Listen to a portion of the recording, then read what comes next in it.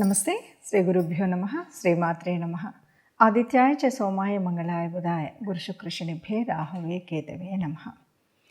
మరి ప్రతి మాసంలో చెప్పుకున్నట్టుగా ఫిబ్రవరి మాసం కాను గోచార రీత్యా ఎలాంటి ఫలితాలు ఉన్నాయి అన్నది చెప్పుకోవడానికి ముందుగా గోచారము అంటేనే గ్రహాల యొక్క గమనం. ఇందులో కొన్ని మందంగా చరించేవి, కొన్ని అతివేగంగా చరించేటువంటి గ్రహాలు ఉన్నప్పటికీ ఈ గ్రహాల గమనం మీద మన జన్మజాతకంలో ఉన్నటువంటి గ్రహాలు కాకుండా అప్పటికప్పుడు ఈ గ్రహ సంచారం వల్ల కలిగేటువంటి ఫలితాలు ఎలా ఉంటాయి, దీనివల్ల మనకు అంటే ఒక ఉద్యోగం కానీ, వ్యాపారం కానీ, లేదు సంతాన విషయంలో, వివాహ విషయంలో, అనుబంధం విషయంలో, సామాజిక విషయాల్లో ఎలా ఉంటుంది అన్నది, ఇవన్నీ ఎలా ఉంటాయి అంటే ఆ గ్రహాల యొక్క దృష్టిని బట్టి, ఆ గ్రహాల యొక్క యుతిని బట్టి, ఆ గ్రహాలు ఉండేటువంటి రాశిని బట్టి, ఇలాంటి పరిస్థితులను బట్టి మనకు వచ్చేటువంటి ఫలితాలు ఉంటాయని చెప్పచ్చు. ఇప్పుడు ఈ మాసంలో అంటే ఫిబ్రవరి 2024లో గ్రహ స్థితి ఎలా ఉంది, ఈ గోచార రీత్యా గ్రహాలు ఏవి ఎక్కడున్నాయి, ముందుగా గ్రహాలు ఎక్కడున్నాయి, ఎలా ఉన్నాయి అన్నది తెలుసుకుంటే కనుక, గ్రహాలు మీనంలో రాహు, మేషంలో గురువు, ఆ తదుపరి మనకు కనిపించేటువంటిది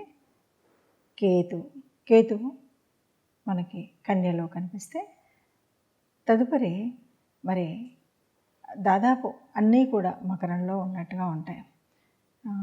రవి కానీ, కుజుడు అంటే తర్వాత కొంచెం అటు ఇటుగా మారినప్పటికీ ముందుగా అన్నీ కూడా ఫిబ్రవరి మాసంలో చూడాలి అంటే అన్నీ మకర రాశిలో కనిపిస్తాయి.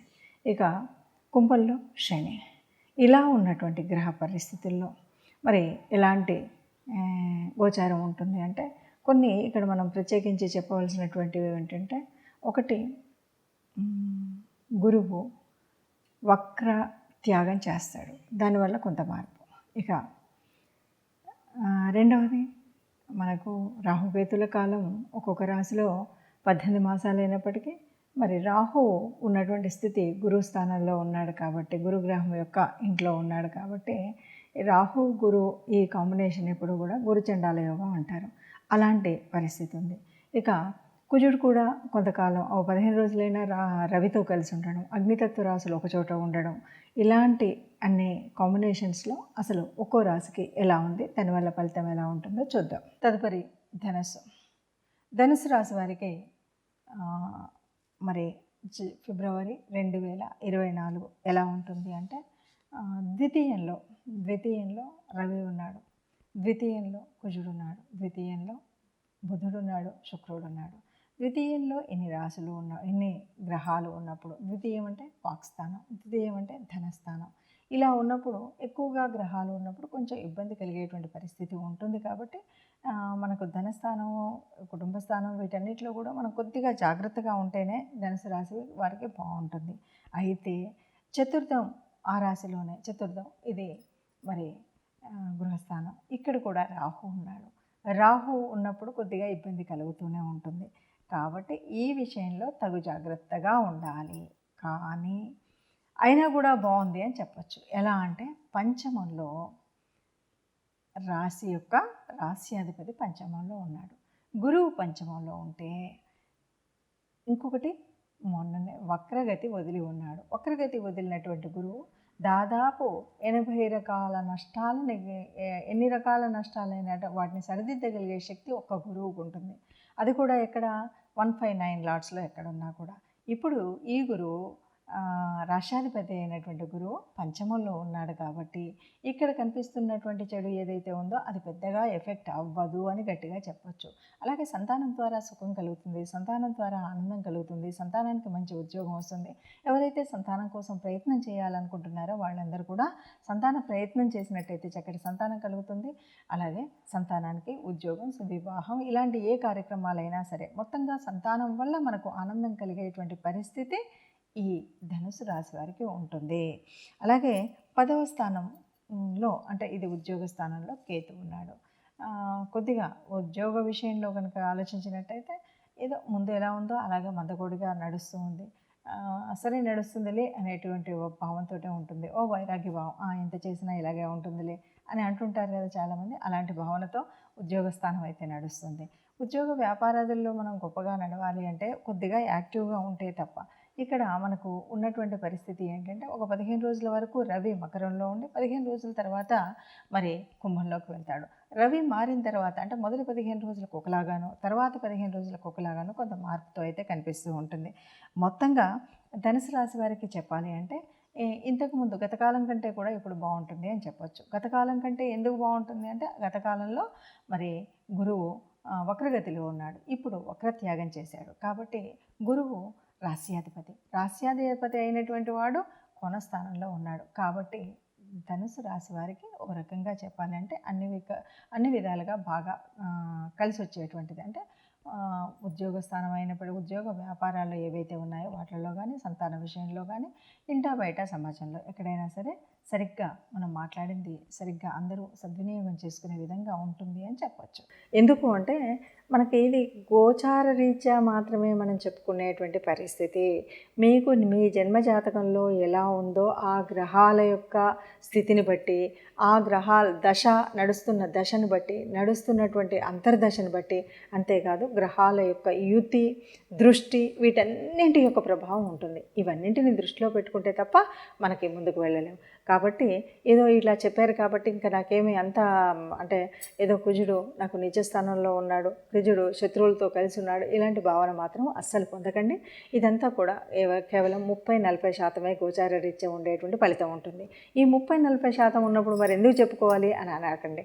ఎందుకు చెప్పుకోవాలంటే ఈ 30-40% అయినప్పటికీ కూడా మనకు ఈ నెల రోజులు ఆ ఇబ్బంది కూడా ఉండకుండా ఉండాలంటే రాబోయేటువంటి ప్రమాదం ఏంటి, రాబోయేటువంటి లాభం ఏంటి, రాబోయేటువంటి స్థితి ఏంటి, రాబోయేటువంటి ఈ స్థితిగతులను తెలుసుకొని దానికి కావాల్సినటువంటి దేవతా ఆరాధన కానీ, గ్రహ అనుకూలతకు చేయవలసినటువంటి పనులు కానీ, పూజలు కానీ చేసుకుంటూ, లేదు కోపాన్ని కాస్త నివారించుకోవడం, లేదు ప్రయాణం చేసేటప్పుడు కాస్త తగు జాగ్రత్తల్లో వెళ్ళడం, ఇలాంటివన్నీ నిర్ణయాలు తీసుకుంటాం. కాబట్టి ఈ నిర్ణయాల కోసమే మనం ముందు జాగ్రత్తగా ఈ విషయాలు చెప్పుకుంటూ ఉంటాము. అలా చెప్పుకుంటూ మరి ఏం పరిహారాలు చేద్దామో చూద్దాం. చూశారు కదా, గ్రహస్థితి ఇలా ఉన్నప్పుడు మరి ఏం చేయాలి, అసలు ఎందుకు తెలుసుకున్నామంటే, నిజం చెప్పాలి అంటే గోచార రీత్యా ఉండేటువంటి గ్రహ పరిస్థితి ఎప్పుడు కూడా మనం తీసుకుంటే మనకి జన్మజాతకం తెలియనప్పుడు, అసలు ఏ రకంగా మన రాశి ఏంటి, మన లగ్నం ఏంటి అనేటువంటి విషయాలు తెలియనప్పుడు మాత్రమే కొద్దిగా కష్టం అవుతుంది. ఇలా కాకుండా అంటే జన్మజాతకంలో మన జన్మ కుండలి లేనట్టయితే, లేదా జాతకం నా రాశి ఇది అని అంతవరకే తెలుసుకొని ఉంటారు కాబట్టి అప్పుడు చూసుకోవడానికి వీలుగా ఉంటుంది. కానీ నిజానికి జన్మజాతకంలో ఉన్నటువంటి గ్రహస్థితులను బట్టి, జరుగుతున్నటువంటి దశ అంతర్దశలను బట్టి పూర్తి వివరాలు ఉంటాయి. అందులో కూడా కొన్నిసార్లు మనకు యోగించే గ్రహాలు, యోగించని గ్రహాలు ఉంటాయి. దీన్ని బట్టి మనం తీసుకునేటువంటి పరిహారాలు ఇవన్నీ కూడా తీసుకోవాలి. అవేవి తెలియదు అన్నప్పుడు ఇప్పుడు నడుస్తున్నటువంటి గ్రహాల యొక్క స్థితిని బట్టి మనం నిర్ణయాలు తీసుకోవాలి. ఏదేమన్నా మనకు ఈ గోచార రీత్యా వచ్చేటువంటి ఫలితం ఎంతవరకు ఉంటుంది అంటే ఎగ్జాక్ట్గా చెప్పాలంటే 30-40% ఆఫ్ ఫలితాలు మనకు రిఫ్లెక్ట్ అవుతాయి. అంతకు మించి అంటే మిగతాది మన ఒరిజినల్ జన్మకుండలి మీద ఆధారపడి ఉంటుంది.